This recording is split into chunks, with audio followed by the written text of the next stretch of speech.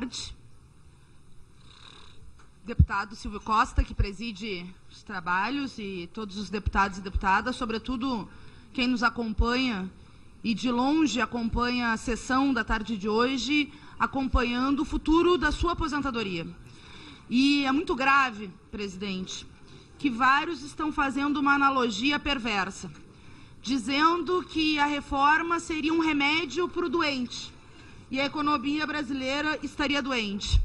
Quando, na verdade, a economia brasileira está doente, fruto de uma política econômica exatamente igual à que está sendo implementada com a PEC 06 e mesmo com o relatório apresentado pelo deputado Samuel.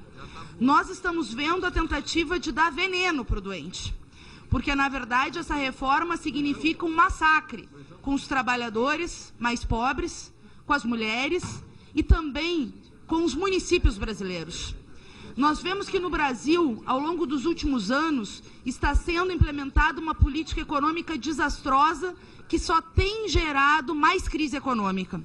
O Paul Krugman falou, ao se referir à crise brasileira, num editorial do New York Times, que o Brasil parece ter sido atingido por uma tempestade perfeita de má sorte e más políticas, com 3 aspectos principais.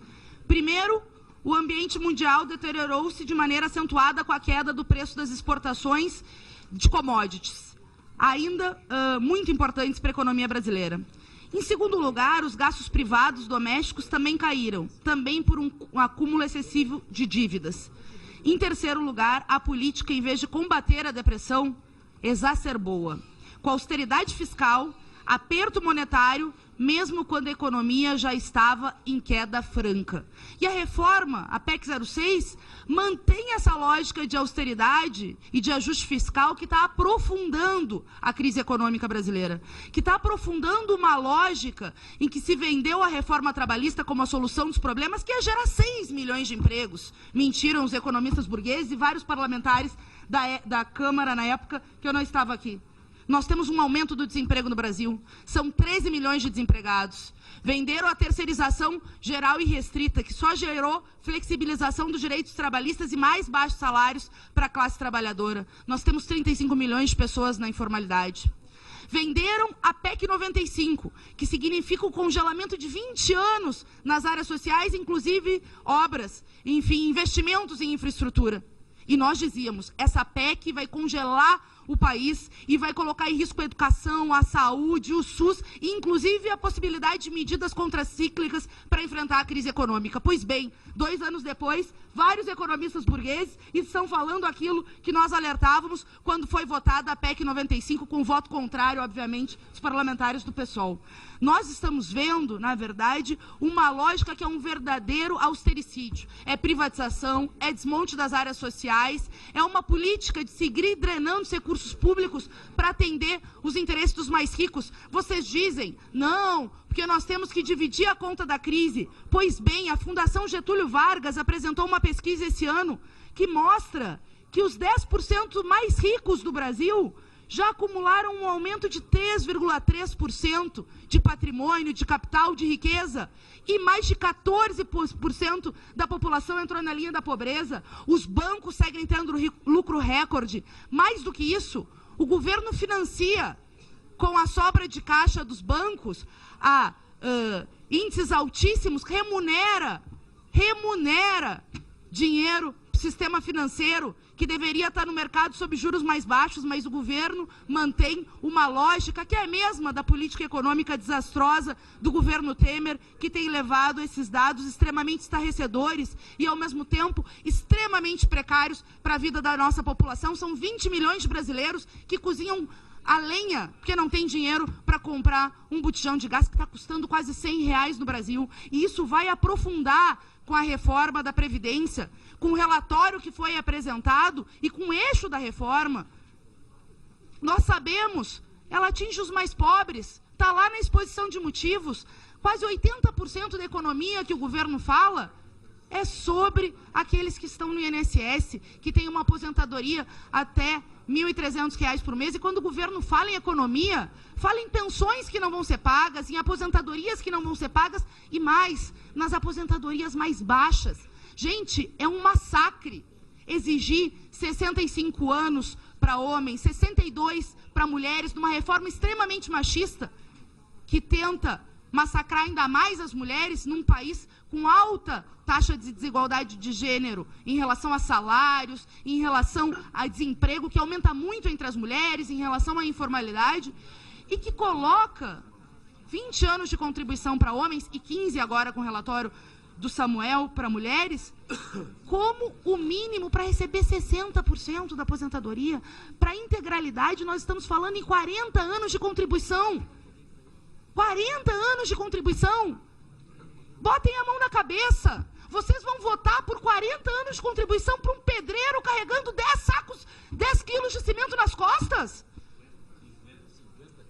50 quilos. Por uma trabalhadora doméstica. E a professora, né, Fernanda? E a professora. Massacrando quem começa a trabalhar mais cedo, que são os filhos da classe trabalhadora. Vocês votarão nisso? Numa lógica perversa.